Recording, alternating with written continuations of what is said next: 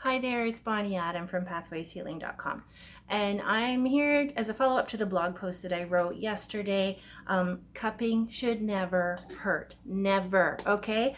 I'm seeing videos all the time, and that's one of the reasons I started to teach cupping, was because I see videos online where people are cupping incorrectly, possibly doing more damage than good. And I'm here to tell you, I've been cupping. I'm a registered acupuncturist and a cupping therapist.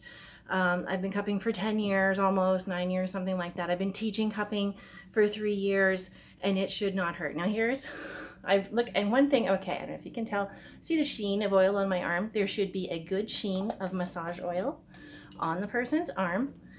There's a cup on my arm. It doesn't hurt. You can feel like a drawing, stretching sensation. You know, if you're going to do yoga or stretching out with working out or something like that, and you get to that edge where it's like, yes, I can feel that I'm getting a good stretch here, but it doesn't hurt. That's as far as you should be going with cupping. If you're a cupper and you're hurting people, please stop. Do not hurt people. And I'm telling you, it's not painful. And it's stretching out all the muscles and tissues. Other thing that you should be doing if you're a cupping therapist and if you're getting cupping, this cup should sit here for 4 to 5 minutes before you move it. This gives the muscle tissue time to stretch, time to loosen up before you start trying to move that cup. This kind of suction is too high to start moving. When I try to move this cup, it doesn't move, right?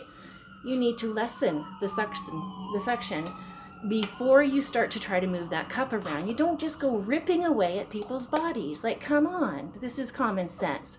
So on an arm, this is not the best cup for this arm. Actually, I would do silicone soft cups on limbs. On arms and legs, I use silicone soft cups because they don't pull as much.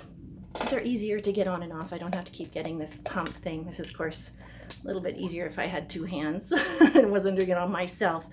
But let the cup sit for a good 5 minutes before you start trying to do massage. And when you do try to do massage, it should slide fairly easily on the body. You shouldn't have to be working hard or pulling hard on people to get that cup to slide. If you are pulling hard or it's not moving easily, then lessen your suction. Take your time. Let the cup sit a little bit longer before you start just ripping the crap out of people. Other thing is, light cupping. Several light cupping treatments are better than one deep cupping treatment, okay? So if you were working out, you wouldn't expect to work out one day and then be totally fit the next day. It takes time. You have to go through the layers. You have to take your time. You have to spend a little bit more time with each person. So please, if you're a cupper, stop hurting people. If you're getting cupping, tell your cupping therapist to let off on the suction if it hurts. And when you start with your massage, I'm just going to sort of show, you should be starting in little circles or zigzags before you start doing big sweeps like this. All right, you loosen up the tissue bit by bit by bit by bit. Then you do big sweeps. You do not immediately go into great big sweeps of people's bodies and of people's muscle groups. So there's a couple of safety tips. If you're getting the cupping, if you can try to feel out what's happening and tell the person to stop if they're hurting you. And if you're doing cupping, please learn how to do it properly. Thanks. Bye-bye.